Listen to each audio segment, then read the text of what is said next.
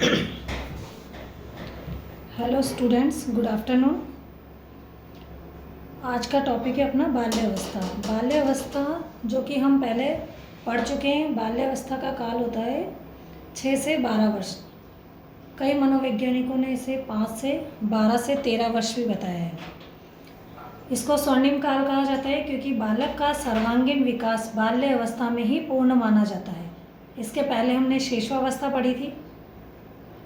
बाल्यावस्था की विशेषताएं, परिभाषाएं हम पढ़ चुके हैं। इसके बाद अपना नेक्स्ट टॉपिक चलेगा बाल्यावस्था में शिक्षा का स्वरूप। इस अवस्था में बालक विद्यालय में जाने लगता है और उसे नवीन अनुभव प्राप्त होते हैं।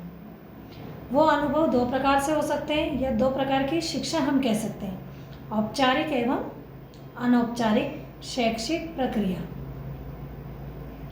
ब्लेयर, जॉन्स व सिम्पसन ने कहा है कि बाल्य अवस्था वह समय है जब व्यक्ति के आधारभूत दृष्टिकोणों, मूल्यों और आदर्शों का बहुत सीमा तक निर्माण होता है।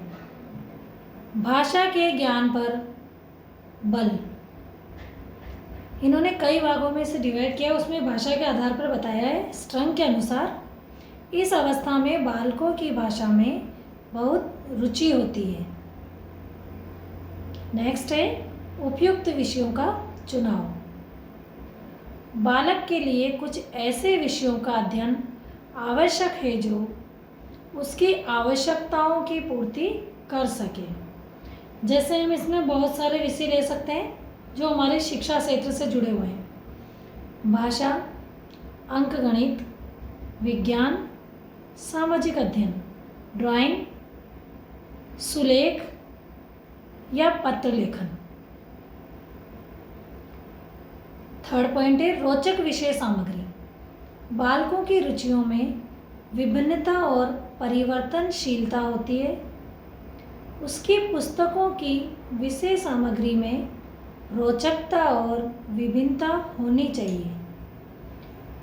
विषय सामग्री का संबंध अग्रलिखित होना चाहिए, जैसे पशु, हास्य कविताएं, विनोद, नाटक, वार्तालाप, वीर पुरुष, साहसिक कार्य और आश्चर्यजनक बातें।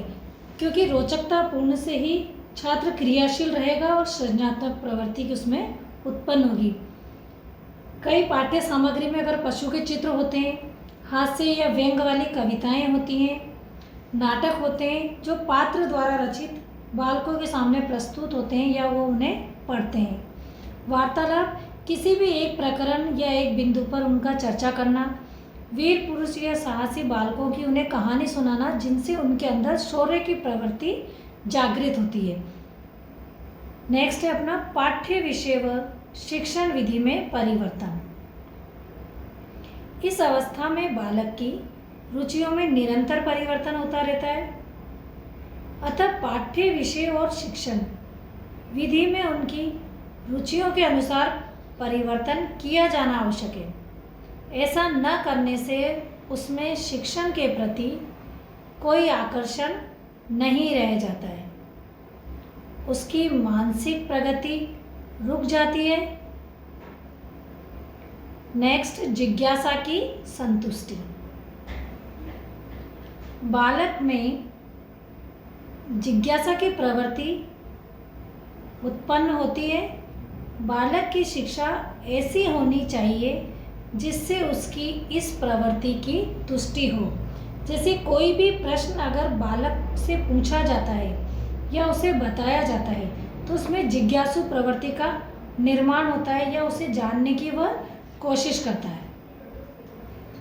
कोई भी नवीन जागृति की ओर वह अग्रसर रहता है। नेक्स्ट पॉइंट है सामूहिक प्रवृत्ति की तुष्टि। बालक में समूह में रहने की प्रवृत्ति प्रबल होती है। वह अन्य बालकों के साथ मिलना जुलना, कार्य करना व खेलना चाहता है। कल सैनिक, सामूहिक खेल और शारीरिक व्यायाम प्राथमिक विद्यालय के पाठ्यक्रम के अभिन्न अंग होने चाहिए। ये कॉलसैनिक नामक मनोवैज्ञानिक ने कहा है कि बालक की सर्वांगीण विकास के लिए आवश्यक है सामूहिक खेल या समूह में कोई भी खेल का आयोजन या शारीरिक व्यायाम किया जाए। पाठ्यक्रम सहगामी क्रियाओं की व्यवस्था, पर्यटन व स्काउटिंग की व्यवस्था। लगभग 9 वर्ष की आयु में बालक में निरुद्देश इधर उधर घूमने की प्रवृत्ति होती है।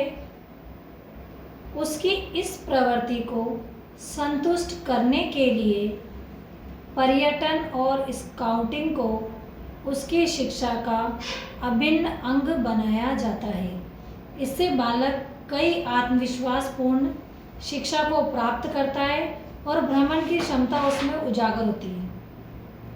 पाठ्य सहगामी क्रिया जैसी अभी हमने चर्चा करी थी, उसमें बालक की मानसिक रुचियों से लेकर संतुष्टि को उसमें विलुप्त शक्तियों के माध्यम से बताया है। जैसे विद्यालय में अधिक से अधिक पाठ्यक्रम सहगामी क्रियाओं का संचालन किया जाता है।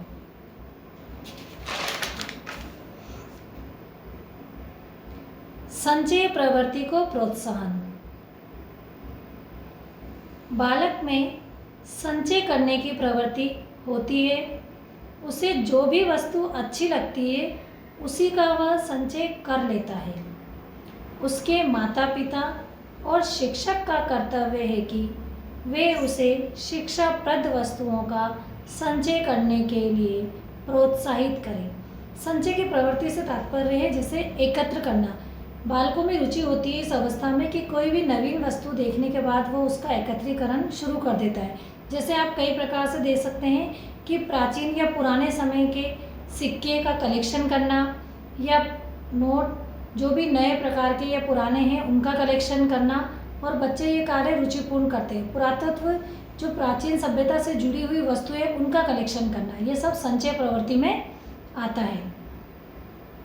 जैसे डाक टिकट को एकत्रित करना, ऐसे बहुत सारे उदाहरण हम इसमें ले सकते हैं। संवेगों के प्रदर्शन का अवसर, कॉल एवन ब्रूस के अनुसार बाल्यावस्था में कहा गया है, बाल्यावस्था को संवेगात्मक विकास का अनोखा काल माना है क्योंकि इसमें कई प्रकार के संवेगों का विकास होता है। नेक्स्ट पॉइंट है हमारा इसी का, सामाजिक गुणों का विकास। किलपैट्रिक के अनुसार बाल्यावस्था को प्रतिद्वंदात्मक सामाजिकरण का काल माना गया है। विद्यालय में ऐसी क्रियाओं का अनिवार्य रूप से संगठन किया जाना चाहिए जिनमें भाग लेकर बालक में अनुशासन, आत्मनियंत्रण, सहानुभूति, प्रतिस्पर्धा, सहयोग आदि का विकास हो। जिसे विद्यालय स्तर पर हम प्रतिस्पर्धा से जुड़ी हुई कई प्रतियोगिताओं का आयोजन करते हैं। अनुशासन बालक विद्यालय में ही सीखता है। नेक्स्ट पॉइंट है नैतिक शिक्षा। जीन पियाजे ने कहा है 8 वर्ष का बालक नैतिक मूल्यों का निर्माण और समाज के नैतिक नियमों में विश्वास करने लगता है। उसी प्रकार कॉलसैनिक ने भी कहा है बालक को आनंद प्रदान करने वाली सरल कहानियों द्वारा नैतिक शिक्षा दी जानी चाहिए। क्रिया व खेल द्वारा शिक्षा। बाल्यावस्था में बालक के शिक्षा का स्वरूप ऐसा होना चाहिए जिससे वह स्वयं क्रिया और खेल द्वारा ज्ञान का अर्जन कर सके। बहुत से शिक्षाप्रद खेल होते हैं जिनके द्वारा हम बच्चों को कोई भी नवीन जानकारी दे सकते हैं, और बच्चा क्रियाशील रहेगा तो वह मानसिक रूप से विकसित रहेगा और पूर्ण रूप से शारीरिक व मानसिक रूप से उस खेल या उस प्रक्रिया से जुड़ा रहेगा। नेक्स्ट पॉइंट है हमारा प्रेम व सहानुभूति पर आधारित शिक्षा। बालक कठोर अनुशासन पसंद नहीं करता है। वह शारीरिक दंड, बल प्रयोग और डांट डपट से घृणा करता है। वह उपदेश नहीं सुनना चाहता है। वह धमकियों की चिंता नहीं करता है। उसकी शिक्षा प्रेम व सहानुभूति पर आधारित होती है। बच्चा उस समय पाबंदी या दंड संहिता से दूर रहता है। वो चाहता है कि उसको हमेशा प्रेम या प्यार से समझा जाए और उसे भी समझाया जाए, ना कि उसे कोई धमकियाँ दी जाए। बाल्यावस्था में बच्चा स्नेह और प्रेम की अपेक्षा करता है। ब्लेयर, जॉन्स व सिम्पसन ने लिखा है, बाल्यावस्था के बारे में इन्होंने अपने मत प्रकट करें। शैक्षिक दृष्टिकोण से जीवन चक्र में बाल्यावस्था से अधिक महत्वपूर्ण और कोई अवस्था नहीं है।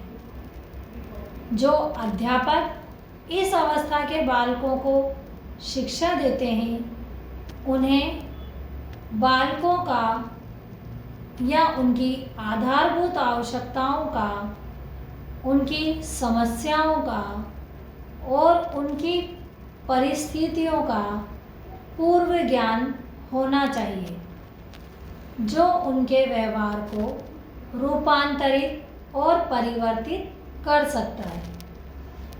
ये हमारे बाल्य अवस्था में शिक्षा का स्वरूप आज कंप्लीट हो गया है। अब हम कल या नेक्स्ट क्लास में पढ़ेंगे किशोरावस्था।